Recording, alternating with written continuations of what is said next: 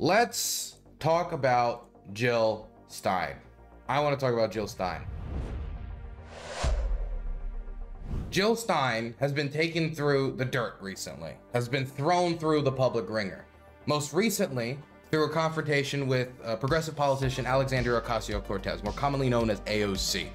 AOC was saying that Jill Stein doesn't really do much, the leader of the Green Party, that is, doesn't really do much to build political power in the United States. That she's been the public-facing figure of the Green Party for well over a decade now, ran in presidential election after presidential election, and local elections before that, and has done nothing to bring money, power, and influence to the party.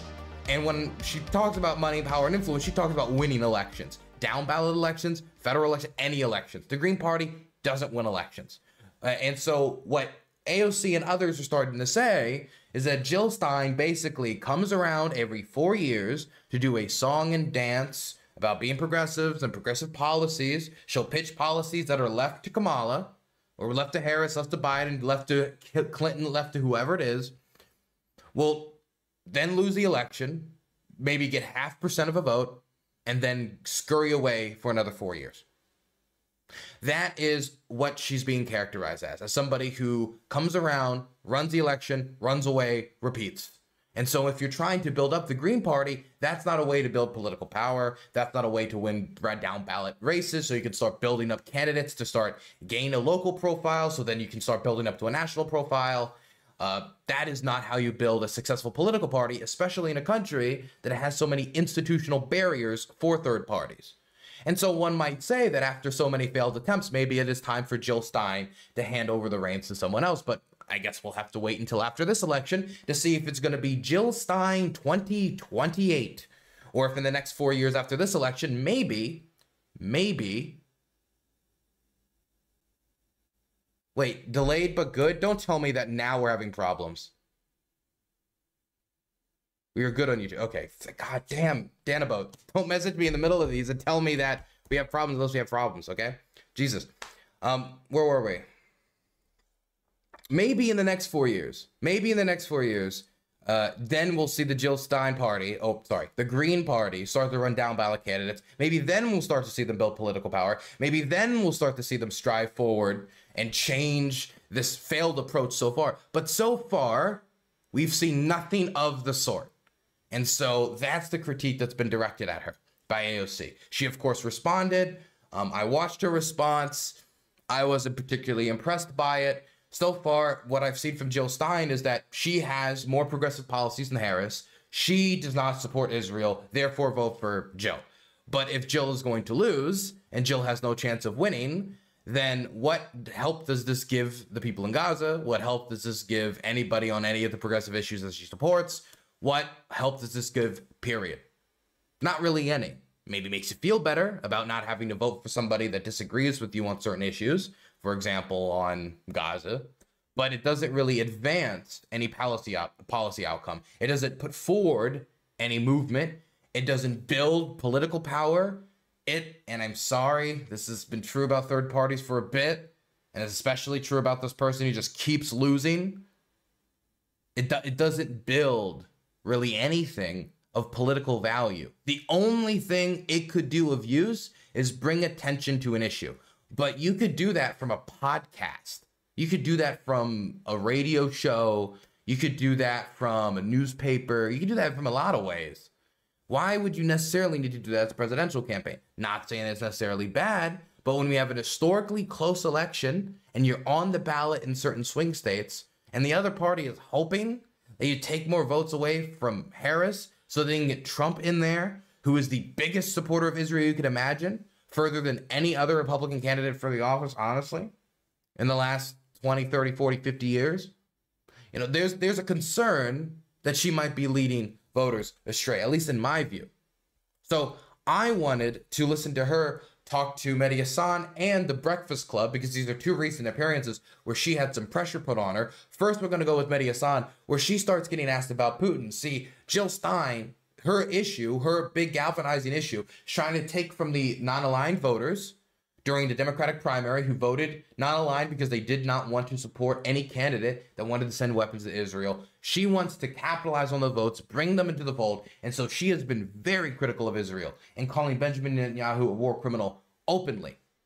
Now, I am very critical of Netanyahu. I think he has a relationship with the Israeli far right that is toxic. I think that his government is made up of maniacs. I think that he does not want really long-term solution to the issue of Palestinian and Israeli statehood. I think that he is just going to continue to perpetuate the issue.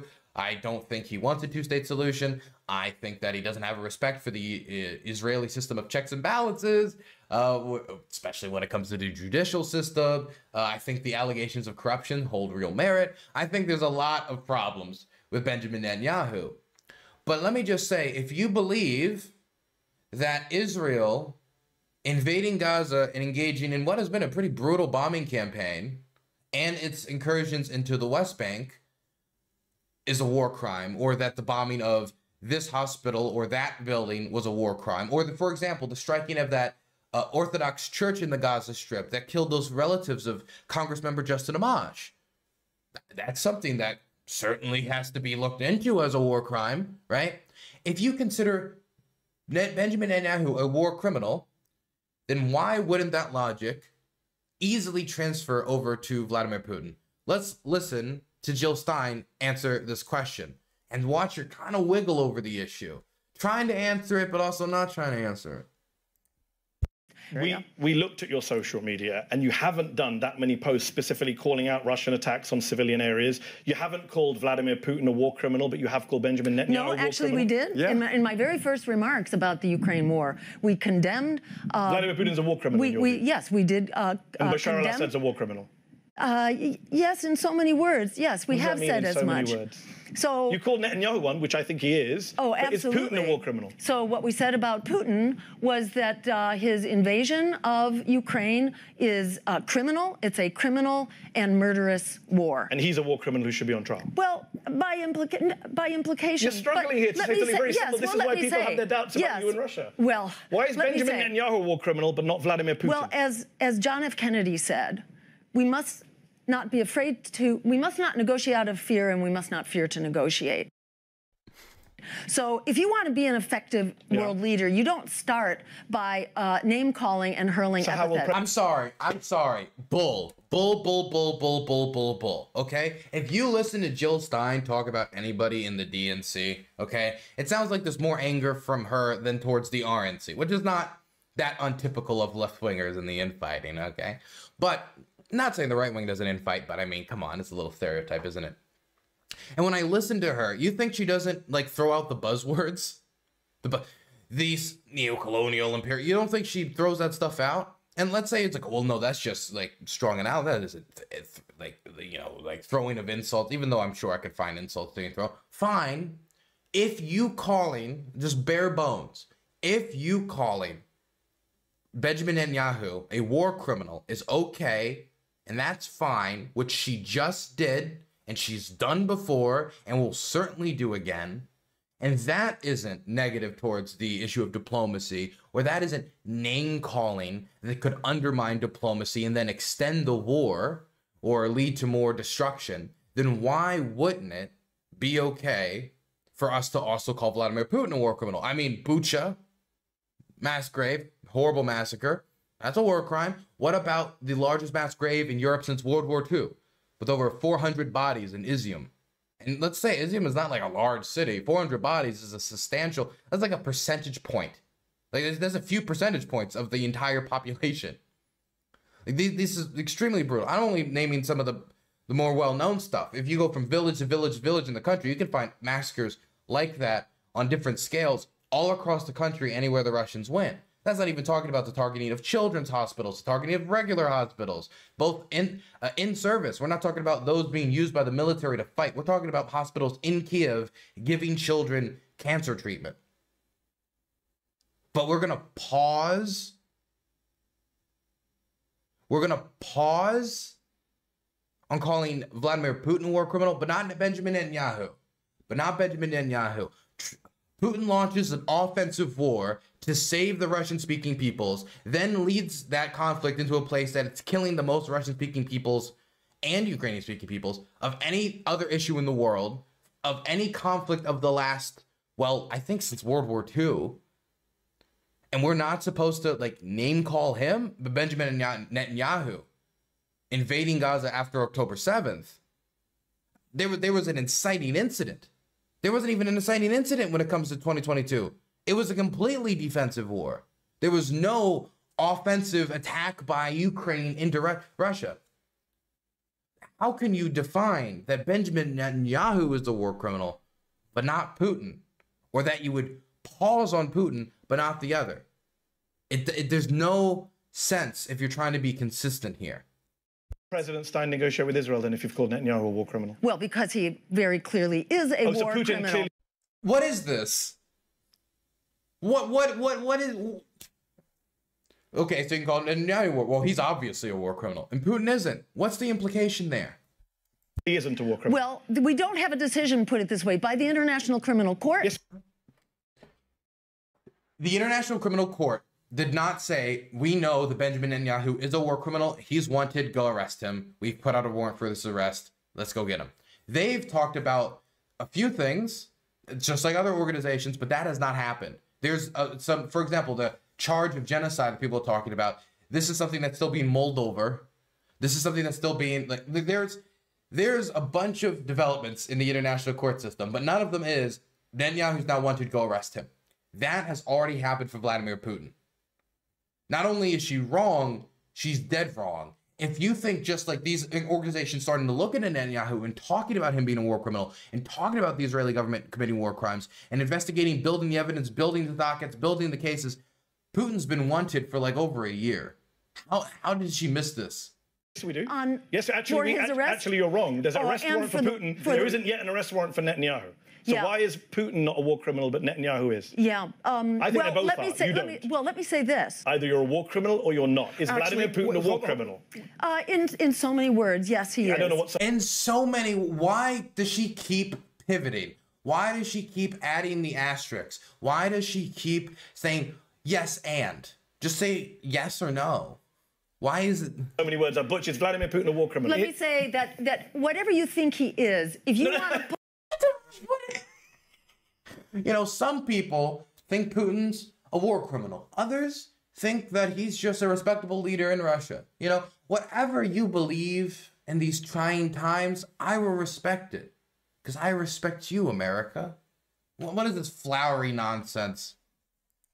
It's not about what I think. I'm asking what you think. You're running for president. If you are a world leader, you don't begin your conversation by calling someone a war criminal unless So why have you called Biden and Netanyahu war criminals? Because we have a clear strategy and we have a very... Wow. Okay. So Jill Stein's clear strategy when it comes to Israel is call Netanyahu a war criminal, go after the Israelis to try to, you know, take up the aid that's, you know, being sent to them, be aggressive, pressure. Her strategy for the Russians is give them everything they asked for in March.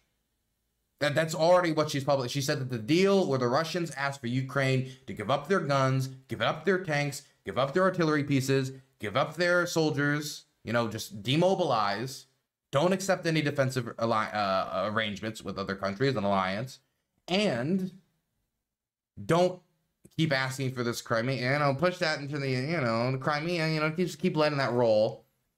Where's the pressure from her? Where's the pressure on behalf of Ukraine? She doesn't want pressure on behalf of Ukraine. She doesn't want to send aid to Ukraine.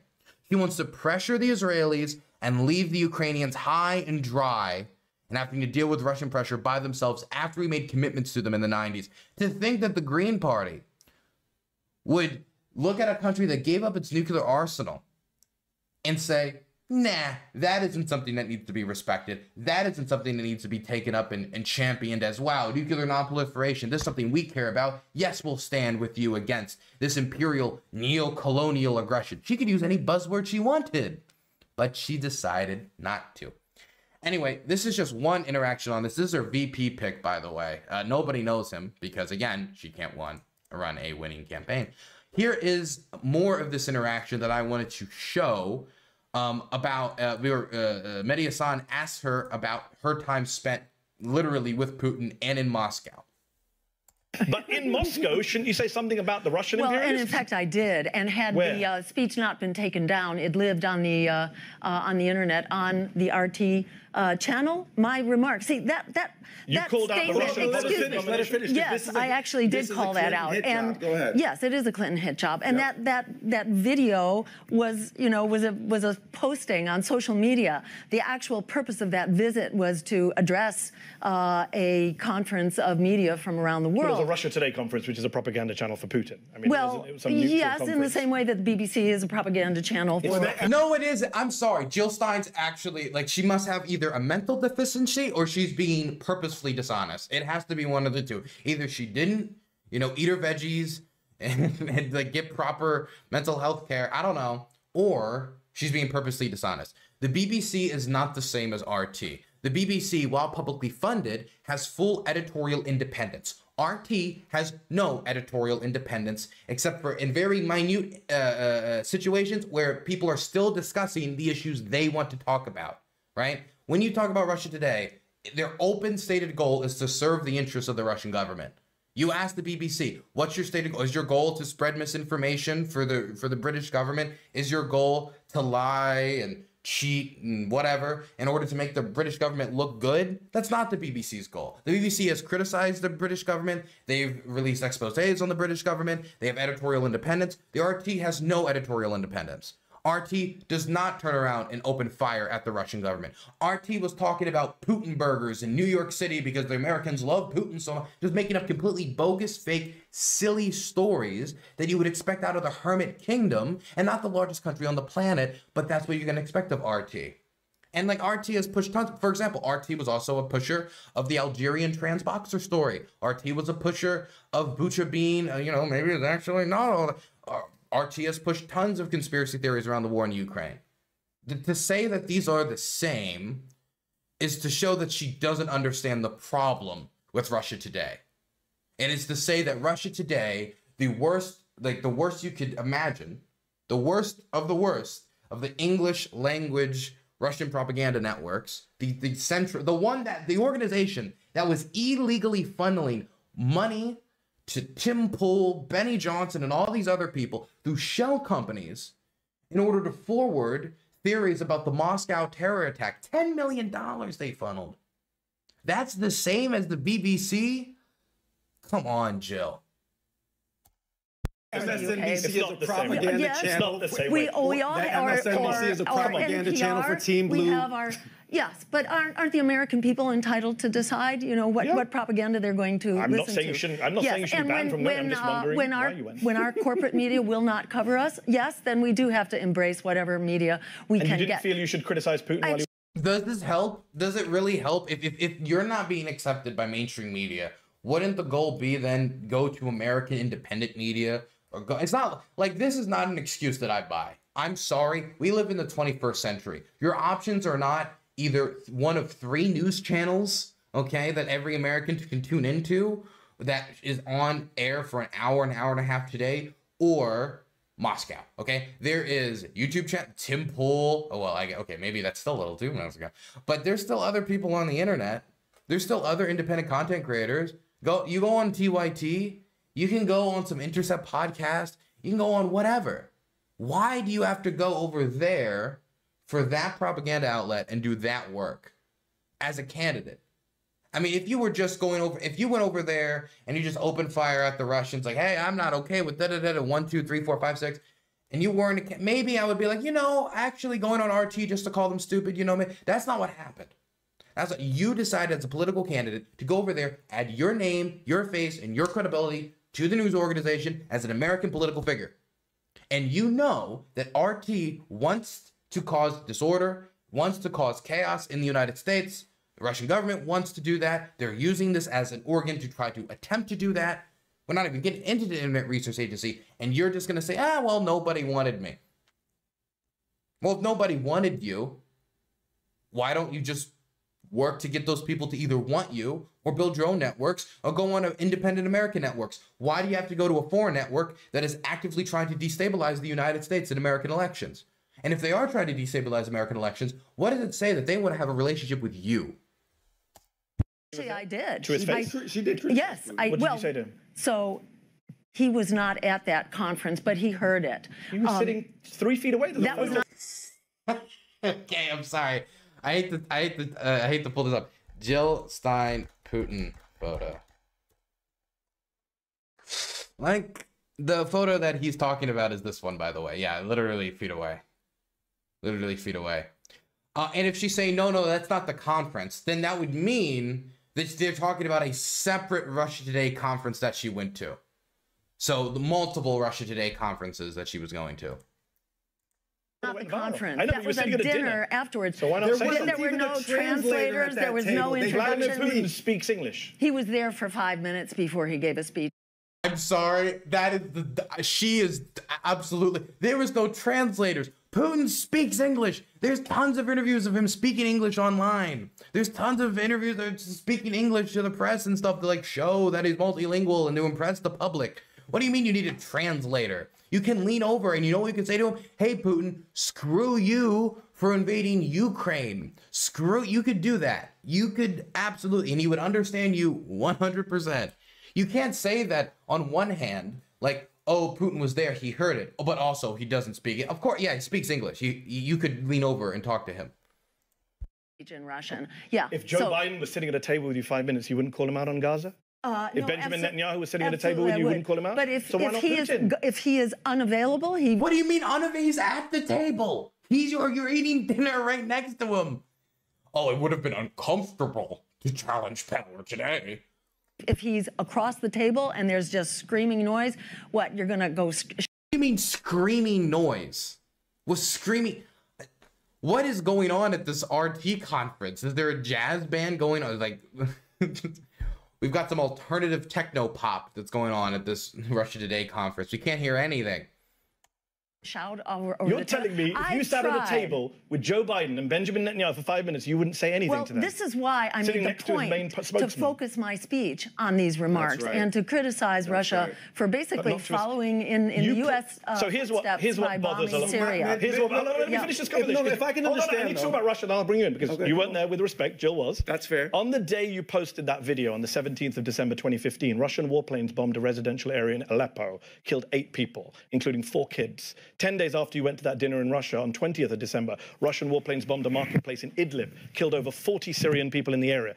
Did you ever condemn any of that? Yes, Did you feel bad about being in Russia, talking about peace while they're dropping bombs? Well, that was the point that was one of the points in my actual remarks. Well, whose has worked? Yes, but you know, I was also on that.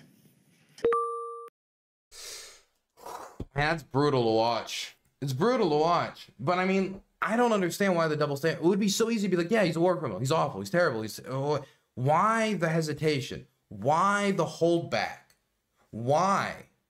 She just so happens to want the deal that the Russians wanted in March that demilitarizes Ukraine. And now when asked if the guy whose armies is filling up the largest mass graves seen in Europe since the Yugoslav genocide, asked if he is a war criminal, I was like, I don't mean in so many words. I don't know. What is this? Why? What's the purpose? Why, if you are a progressive candidate who stands against slaughter, would you not say yes, they're engaging in slaughter? Oh, Netanyahu's a war criminal because it's clear. Oh, but when it's Putin, I don't want to say that because diplomacy. I don't buy it. Let's check one more segment on Jill Stein out before we move on and talk about the Trump assassination that everybody else is talking about. So Jill Stein also went on the Breakfast Club recently. And on the Breakfast Club, she was confronted by one of the hosts on the fact that she keeps losing elections. And if you keep losing elections, why are we going to come and back you for another election that you're also going to lose? It was pretty simple logic. Let's listen to Jill Stein try to respond to it. Now, mind you, I want you guys to remember that Jill Stein has been the Green Party nominee for president like 4 or 5 times now. She has been the face of the party for as long as I can remember. Even on the occasion, I even remember the one time that they had somebody else run for president for Greens. I think it was in 2020. She still was like the only recognizable Green Party figure. I don't even remember his name. As somebody who follows politics like obsessively, I don't even remember the other guy's name. So point is, Jill Stein, for all intents and purposes, is the only known figure really within the Green Party. And so if you're the only known figure, you ran for them 4 or 5 times for president, and that's only for president. We're not even talking about all the other down ballot races that she's run for and lost. At a certain point, are you no different than just instead of a career politician, like just a career candidate? At what point is this a losing effort?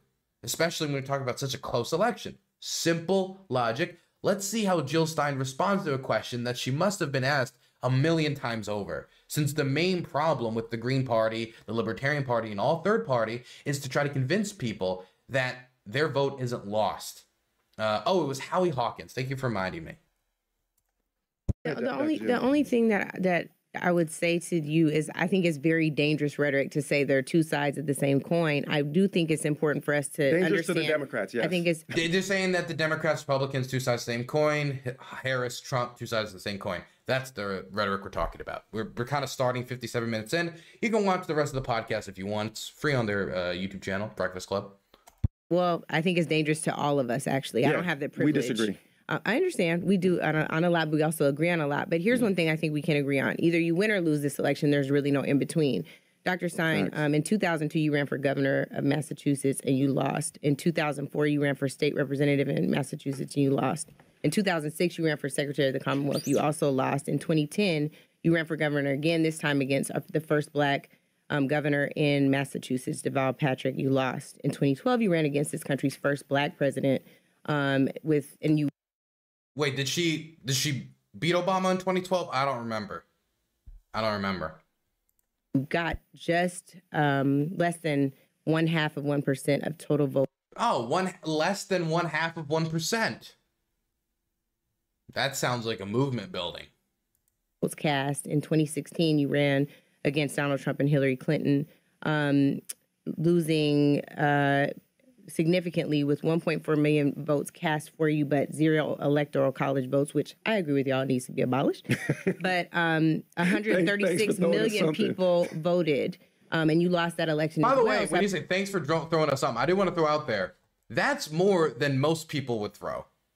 That's still that is still a big break of what the current American political establishment wants with the electoral college system, which is basically just kind of taking it as a given. With the position she's espousing right now, this is the position of the majority of Americans. Why would we vote for somebody who's going to lose? Why not be strategic with a vote? Definitely if you're somewhere like North Carolina, for somebody who actually has a chance of winning, so their vote could maybe actually have an impact on changing the country and directing it somewhere that they prefer more than the alternative. Hey, I hate to do Biden quotes, but don't compare me to the almighty, compare me to the alternative is the one Biden quote that I think actually kind of hits hard. 136 million people voted, and you lost that election as well. So I want to know what the pathway to victory is for you in 2024. It can't just be. I'd like to provide a different frame. Shut your mouth. There's not a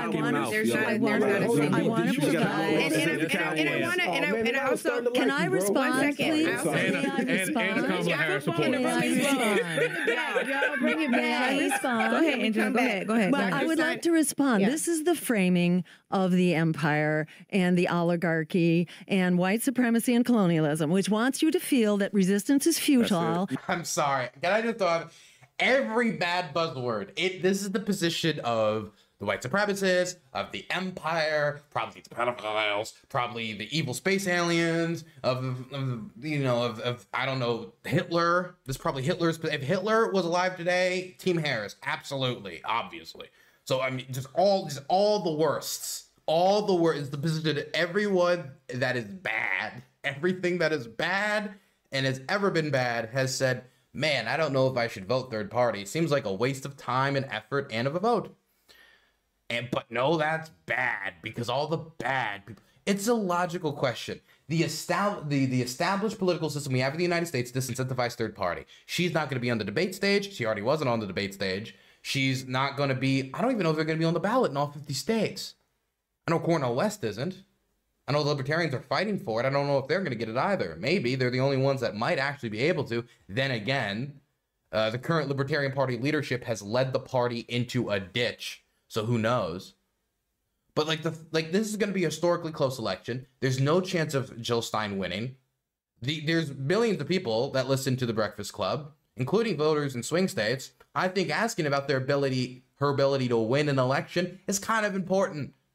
I mean, if I went out there and I'm stumping on the campaign trail for, like, I don't know, delegate from Maryland or let's say a congressperson from Maryland, and I do my whole speech, and at the end I say, I know I have no chance of winning, but everybody's going to leave and go vote for somebody else because they actually want to have an impact on their daily lives. They want to be able to call a representative and say, hey, we have this problem in our community with violent crime. We have this problem with drugs. We have the problem with X, Y, and Z.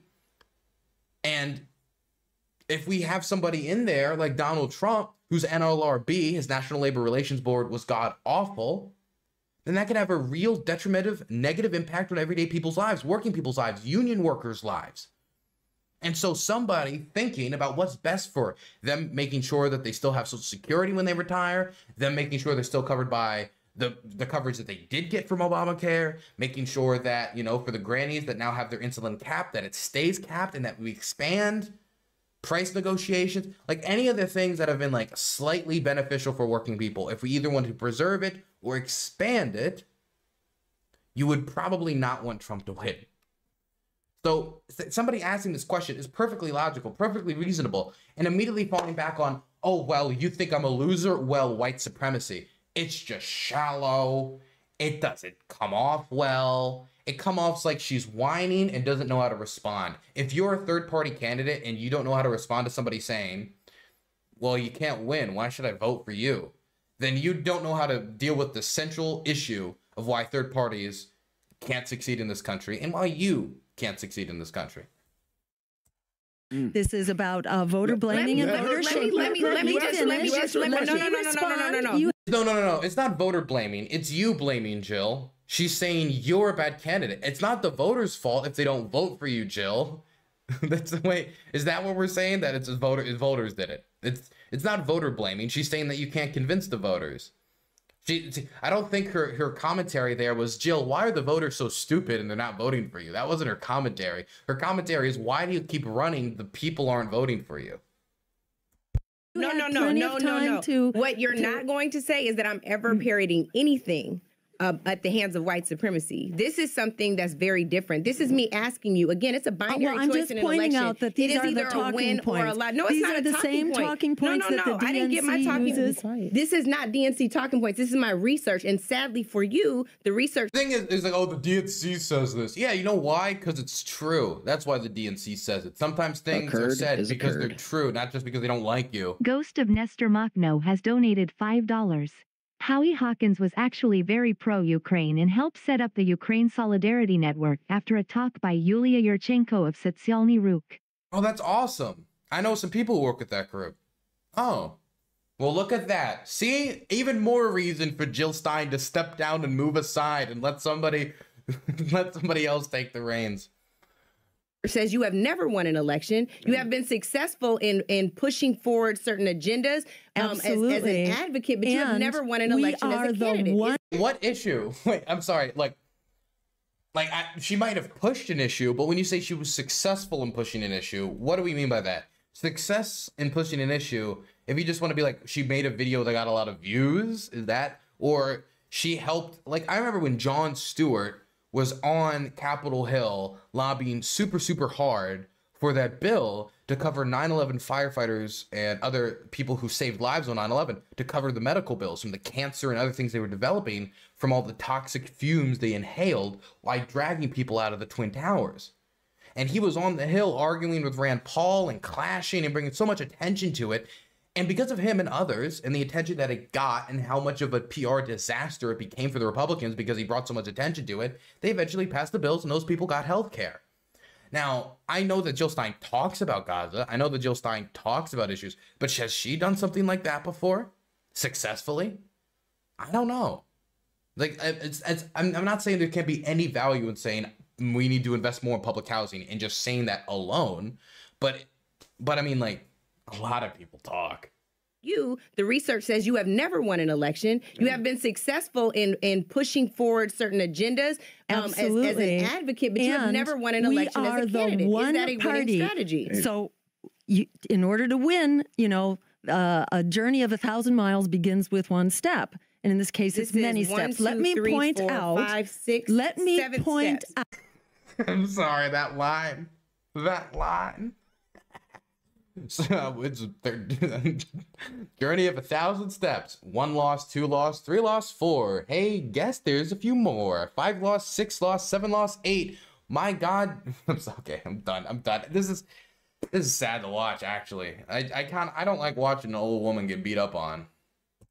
Out, please.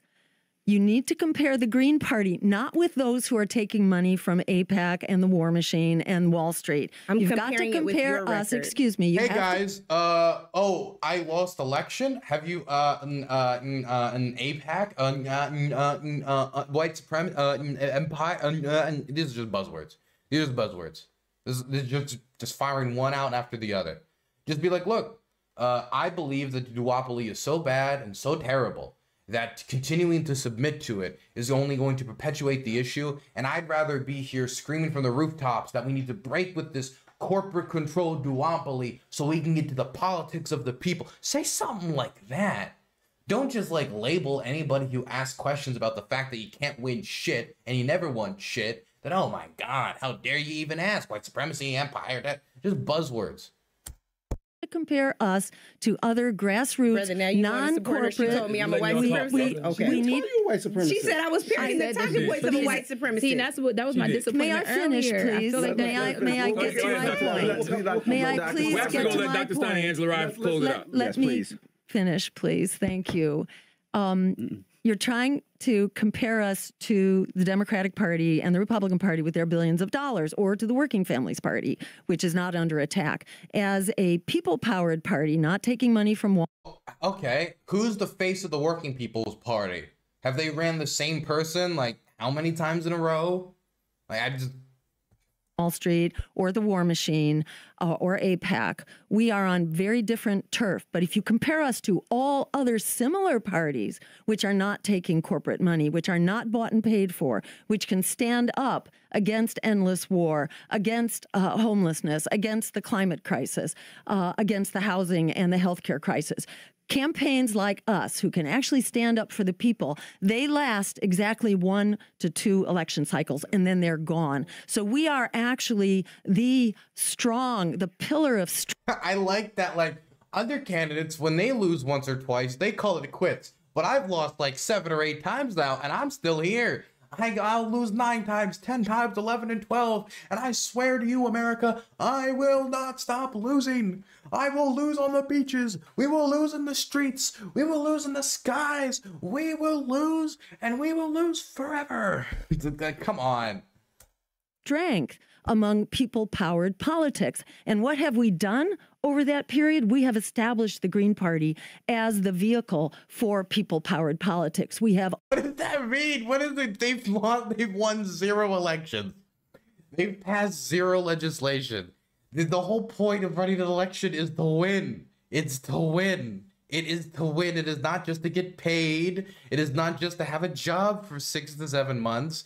It is to win. If you're not winning and you're not passing policy either on the federal or local level, why not take the resources that Jill Stein's fundraising and like put half of it towards a presidential campaign, take the other half and put it all towards local down ballot races, or maybe even the majority of it.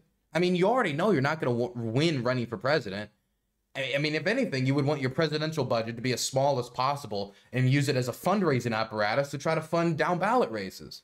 Also launched the agenda, which has been adopted by the progressive Democrats, given lip service, not actually advanced. But whether you're looking at healthcare as a human right, launched by Ralph Nader as a national issue, reparations, I think Bernie Sanders was the one within the Democratic Party. By the way, I would just say Bernie Sanders has done more to push these issues onto the national stage and to the American public and tried to convince them than any Green Party candidate or any Green Party politician. Right? He did it as this crotchety old man who called himself a socialist, which I would say, if anything, be like putting more institutional barriers against yourself in running that race than I think even some of the stuff that Jill Stein like clings herself to. Point is, like, why is the Green Party the mechanism by which we would want to do this? Why not go for politicians within the Democratic Party that could be given, for example, powerful committee positions that are more progressive, and we want to like to see them instead of like backing a Green Party candidate we know is going to lose. Launched by our campaign as a national issue in 2012. If you look at free public higher education, bailing out students and ending student debt. You had Congress bailing out the crooks on Wall Street who crashed the economy, but not bailing out homeowners, not bailing out students. That agenda was launched by us. So I think it's not fair, and it is the talking point of AOC the other day, who is taking her marching orders from the DNC. This is exactly what they say, that we are only running for president. Of color as parroting talking points instead of us looking at basic math. The one thing that AOC has done that you haven't is win some elections. And fuck. Oh, that must hurt. Oh, I felt that gut punch. I felt that. So when I'm asking you if you won any elections, that is one point. If you want to tell me that you want to push a more progressive agenda, if you want to talk about pushing a progressive agenda, you can do that, not by running necessarily for president. Your track record as a state rep candidate, as a secretary of the Commonwealth candidate, as a gubernatorial candidate, as a presidential candidate are woefully lacking. So I'm asking if you consider going about it. Wait, who was it? Was this the Empire? Was this the DNC? Who said this one? Was it the Shills? The APAC? Different way, instead of telling me I'm parroting white supremacist talking points, so I can tell you, hear the facts. How about Big Pharma? How about that? How about she is working for Big Pharma? Hey, get the wheel, spin it. Which one's it going to be? Which one is it going to be?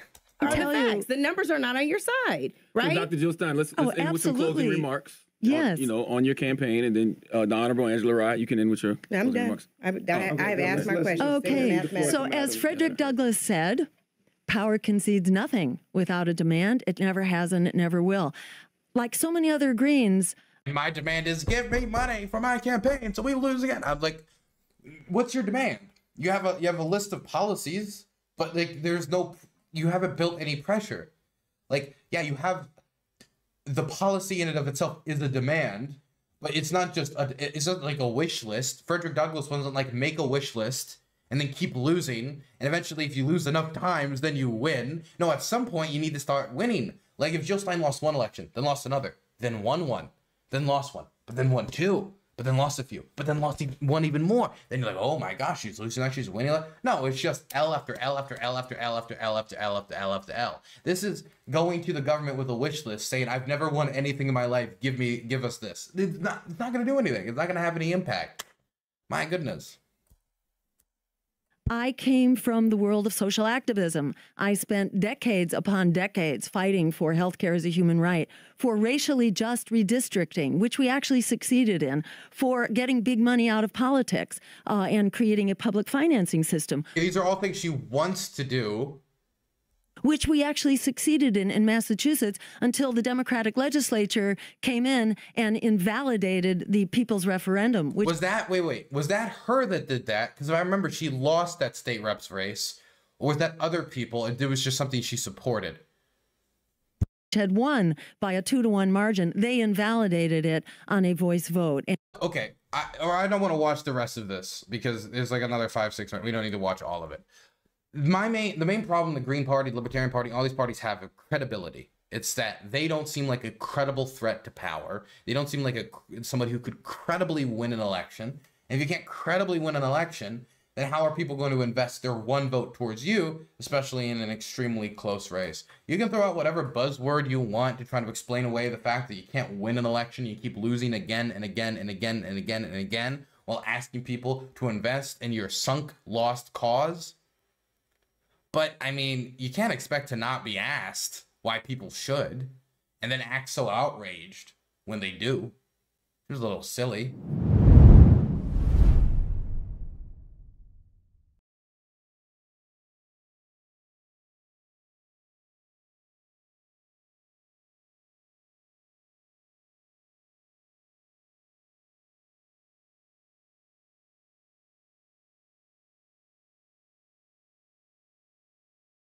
Sometimes I hate my job.